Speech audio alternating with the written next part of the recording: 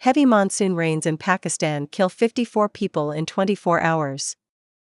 According to Associated Press, severe monsoon rains across Pakistan have killed at least 54 people in the past 24 hours, triggering flash floods and causing widespread damage.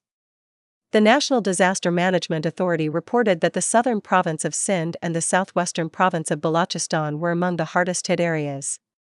The relentless downpours have overwhelmed infrastructure, washed away roads and bridges, and forced thousands to evacuate their homes as emergency response efforts are underway. Record rainfall in South Korea leaves 3 dead, over 1,000 evacuated. According to Reuters, torrential rains described as the heaviest in 120 years have struck South Korea, resulting in at least 3 fatalities and the evacuation of more than 1,000 people. Officials reported that one region experienced the highest hourly rainfall ever recorded. Broadcast footage from the city of Seosan showed severe flooding inundating markets, residential areas, and submerging vehicles. The extreme weather event highlights the country's vulnerability to climate change-related disasters. European allies to fund $10 billion in U.S. arms for Ukraine. According to Al Jazeera, European allies, led by Germany, have agreed to finance a $10 billion purchase of U.S.-made weaponry for Ukraine, including Patriot air defense systems. This strategic shift comes as the Trump administration insists on being reimbursed for military aid. The Kremlin has reacted with alarm, accusing Europe of adopting an aggressive militarist stance and provoking further conflict. The move signals growing European autonomy in financing Ukraine's defense amid evolving transatlantic dynamics. Massive wildfire fueled by heatwave rages through Catalonia, Spain. According to Associated Press, a virulent wildfire is raging through a national park in Catalonia, Spain, having burned over 20,000 acres in the last 24 hours. The blaze is being intensified by a persistent heatwave affecting much of Europe, which has created dangerously dry conditions. Firefighting crews are working to contain the fire, which poses a significant threat to local ecosystems and communities, underscoring the severe impact of extreme weather patterns on the continent. U.S. economy contracts 0.5% in Q1 amid widening trade deficit. According to the New York Times, the U.S. economy showed clear signs of slowing as real gross domestic product, GDP, decreased at a 0.5% annual rate in the first quarter of 2025.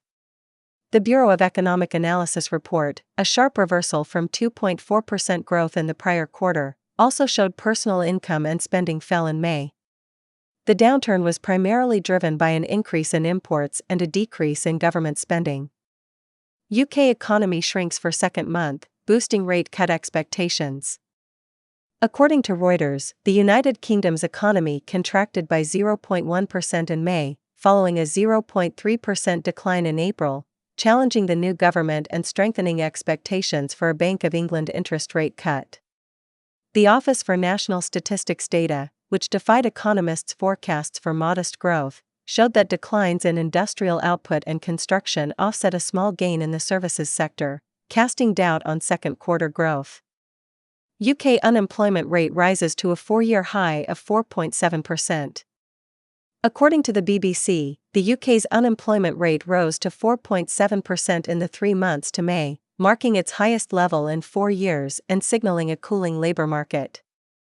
The Office for National Statistics data also showed a continued decline in job vacancies and a slowdown in wage growth to 5%. This deterioration in the jobs market adds pressure on the Bank of England to cut interest rates to support the weakening economy. China reports 5.2% Q2 GDP growth amid signs of consumer weakness. According to The Guardian, China's economy expanded by 5.2% in the second quarter, beating expectations and keeping it on track to meet its official annual growth target. This resilience was largely propelled by strong exports, which have so far withstood U.S. tariffs. However, reports indicate that beneath the headline figure, cracks are widening, with many citizens facing pay cuts and a difficult job market, highlighting a lopsided recovery dependent on external demand. Wall Street recovers after Trump's remarks on Fed chair cause turmoil. According to Associated Press, U.S. stocks experienced a volatile session after President Trump's comments about potentially firing Federal Reserve Chair Jerome Powell initially sent markets tumbling. The S&P 500 fell 0.7% before recovering to close 0.3% higher after Trump stated such a move was highly unlikely. The incident highlighted market sensitivity to any perceived threat to the central bank's independence, a cornerstone of financial stability. Chip equipment maker ASML shares plunge over 8% on growth warning. According to Bloomberg, U.S.-listed shares of Dutch semiconductor equipment giant ASML fell by 8.3%, their steepest drop since April, after its CEO walked back the company's growth forecast for next year. The warning from the world's sole supplier of extreme ultraviolet lithography machines cited escalating trade disputes and global geopolitical tensions as key sources of uncertainty, sending a chill through the global technology sector. Johnson & Johnson stock surges on strong earnings and raised outlook. According to Bloomberg, shares of Johnson & Johnson jumped 6.2% after the pharmaceutical and medical device company reported second-quarter sales and profits that surpassed analyst expectations. The company also raised its full-year guidance for both metrics, citing strong performance and anticipated approvals for new treatments, including for lung and bladder cancer, providing a bright spot in a cautious market. Asian markets trade cautiously amid U.S. political and earnings uncertainty. According to Reuters, Asian stock markets were mixed on Thursday as investors weighed political uncertainty surrounding the U.S. Federal Reserve and awaited key earnings reports from tech giants like TSMC and Netflix. MSCI's Asia-Pacific Index outside Japan was largely flat, while Japan's Nikkei slipped. The market mood was dominated by confusion over Fed Chair Powell's future, which created volatility in currency and bond markets globally. Canadian retailer Couche-Tard abandons $46 billion bid for Japan's 7&I. According to Reuters, Canadian retailer Alimentation Couche-Tard has withdrawn its $46 billion takeover offer for 7&I Holdings, the Japanese owner of the 7-Eleven convenience store chain. Couche-Tard cited a lack of constructive engagement from the Japanese company. The collapse of what would have been a landmark deal sent 7&I's shares down 9% and raised questions about the effectiveness of Japan's recent corporate governance reforms. U.S. approves Nvidia's H20 AI chip sales to China in policy reversal. According to Reuters, Nvidia announced it has received assurances from the U.S. government that it can resume sales of its H20 artificial intelligence chips to China. This marks a significant policy reversal, as officials link the approval to a broader trade agreement involving China's export of rare earth magnets. The move ends a ban imposed in April that Nvidia had warned could cost it $15 billion in revenue.